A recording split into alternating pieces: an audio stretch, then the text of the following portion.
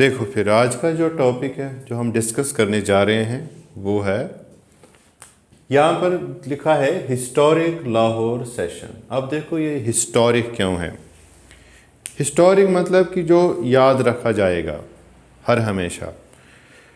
अब ये देखो सिंपल सी बात है, लाहौर जो है right now it is in Pakistan, ठीक है ना। सेशन मतलब मीटिंग होता है। 1929 के अंदर क्या होता है कि लाहौर के अंदर एक सेशन होता है, इंडियन नेशनल कांग्रेस का एक सेशन होता है, और इस सेशन के जो प्रेसिडेंट थे वो थे हमारे Jawaharlal Nehru, the first prime minister of India. अब देखो बेटा इसमें था क्या, इसका जो एम था यहाँ पर कांग्रेस ने क्या डिसाइड किया कि हम क्या करेंगे कि आज से जो हमारा एम रहेगा, जो मकसद रहेगा वो क्या रहेगा, वो रहेगा पूर्ण स्वराज। अब देखो पूर्ण स्वराज का मतलब क्या होता है। पूर्ण स्वराज का मतलब होता है complete independence. It is complete independence. Independence याद रखिए, मतलब पूरी आज़ादी। इसका पूरी आज़ादी का मतलब क्या है, देखो इससे पहले जो एक कांग्रेस का या जो डिमांड जो थी कांग्रेस की वो क्या थी, ब्रिटिशर्स के साथ ये डिमांड थी कि आप हमें डोमिनेंट स्टेटस दो।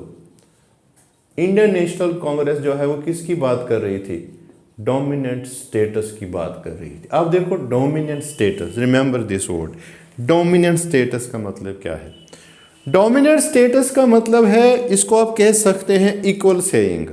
मतलब इक्वल सेइंग, इक्वल सेइंग का मतलब है कि अगर ब्रिटिशर कोई भी डिसीजन लेते हैं उस डिसीजन में हमारा भी कोई ना कोई रोल होना चाहिए। होता ये था कि ब्रिटिशर्स कोई भी डिसीजन लेते थे और वो डिसीजन अल्टीमेटली ब्रिटिशर्स का ही होता था, चाहे वो डिसीजन इंडियंस को मंजूर है या नहीं मंजूर है, ब्रिटिशर्स ने जो डिसाइड किया वही होता था। अब पहले क्या होता था कि जो कांग्रेस है वो डिमांड कर रही थी कि भाई यहाँ पर हमारा भी एक स्टेटस होना चाहिए कि जो भी डिसीजन लिया जाए उसमें हमें भी बराबरी का हकदार रखा जाए, और जो आप डिसीजन लोगे उस डिसीजन में हमारा भी कुछ रोल होना चाहिए। चाहे रूल आप ही करो, चाहे रूल आप ही करो, लेकिन हमारा भी बराबर का उसमें एक रोल होना चाहिए।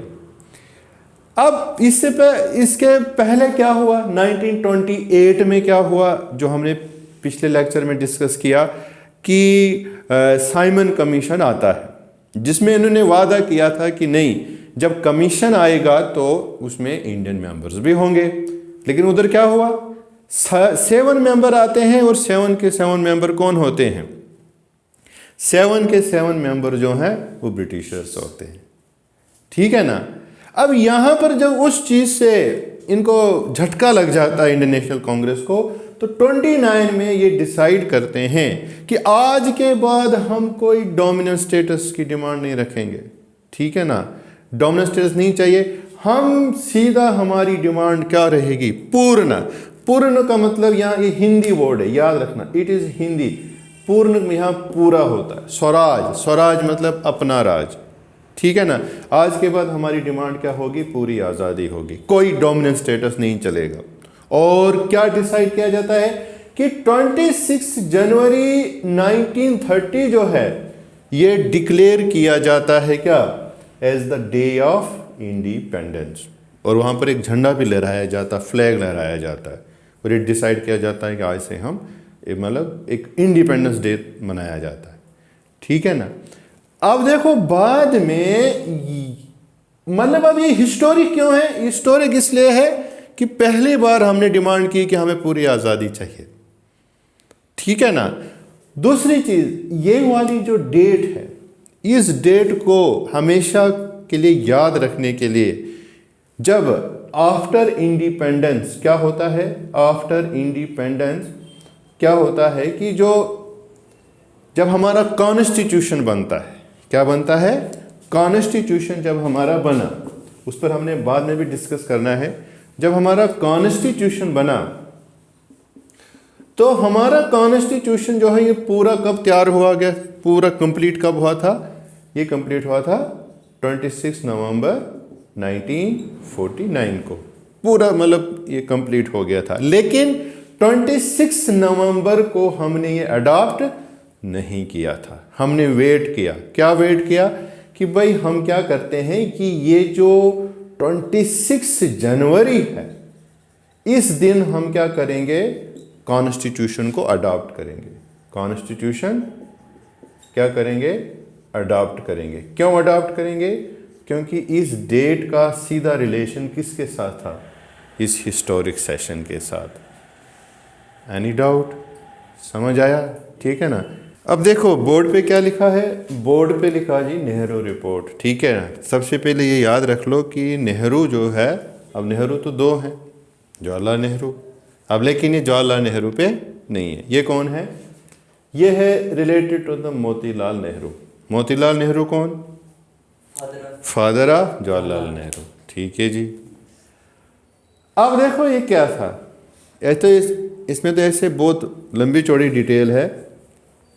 देखो ये क्या था, यहां पर मैंने एक लाइन लिखी हुई है, it was the first major attempt by the Indians to draft a constitution.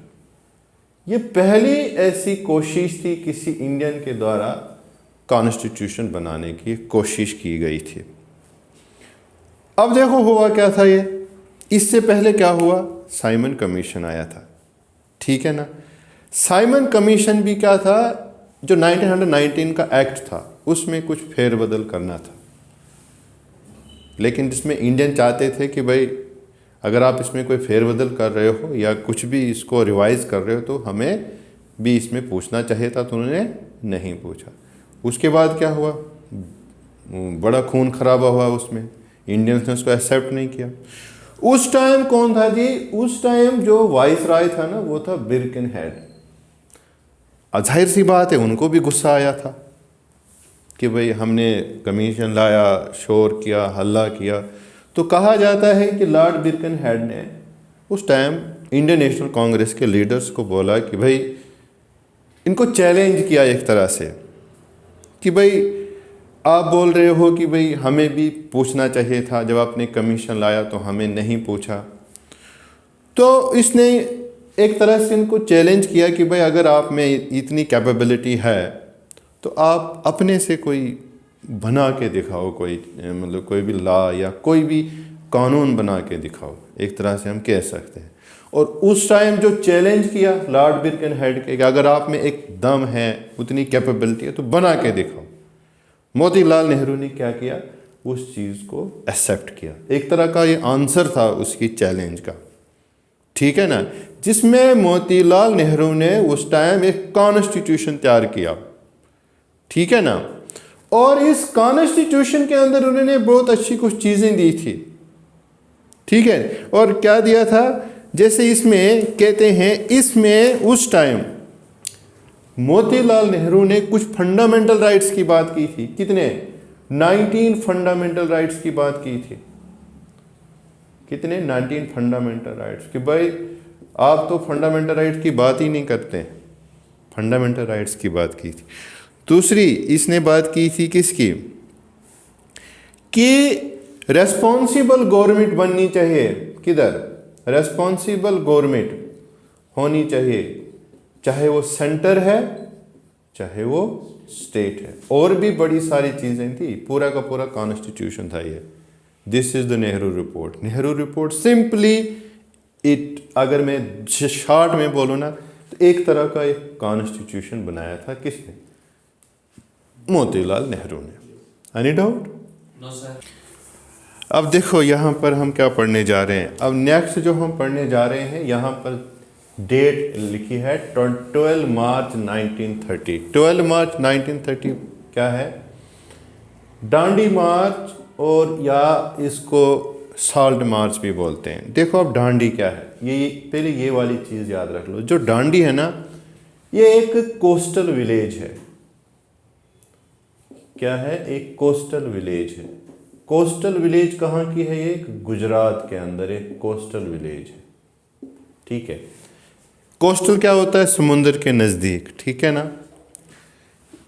अब देखो यहाँ पर ये स्टोरी किससे रिलेटेड है? दांडी मार्च है क्या?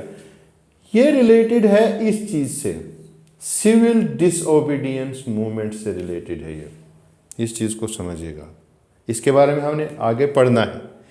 सिविल डिसओबीडियंस का मतलब क्या है? देखो यहाँ पर एक वर्ड लिखा है डिसओबीडियंस। डिसओबीडियंस का मतलब है डिसओबे करना, कि जो सिविलियंस हैं वो डिसओबे करेंगे। किसको? ब्रिटिशर्स के लॉ को।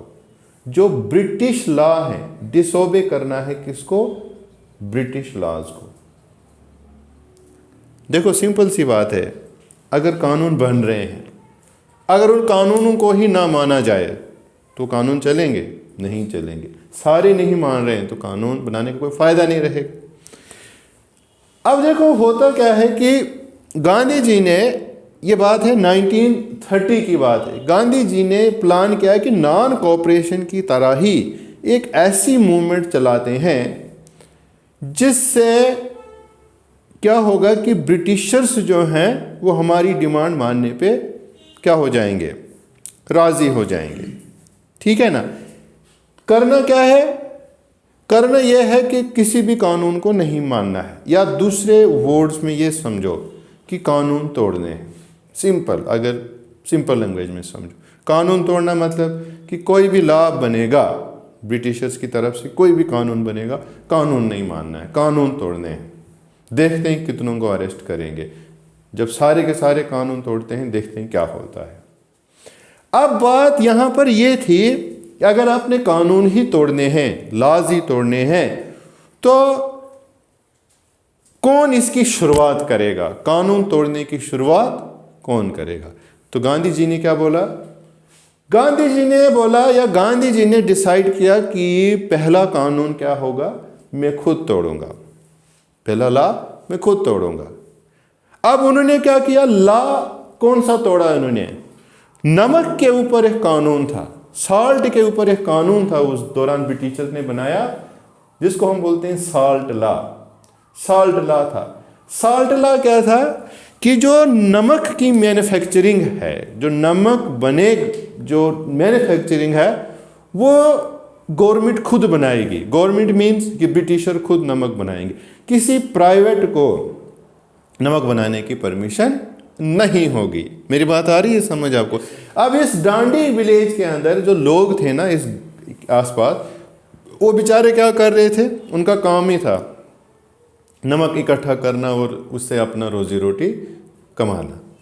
तो गांधी जी ने क्या किया कि इस चीज़ के ऊपर, मैं नमक के ऊपर जो लॉ है ये मैं तोड़ूंगा, ठीक है। इसके लिए गांधी जी ने क्या शुरू की? गांधी जी ने इसके लिए शुरू की एक यात्रा।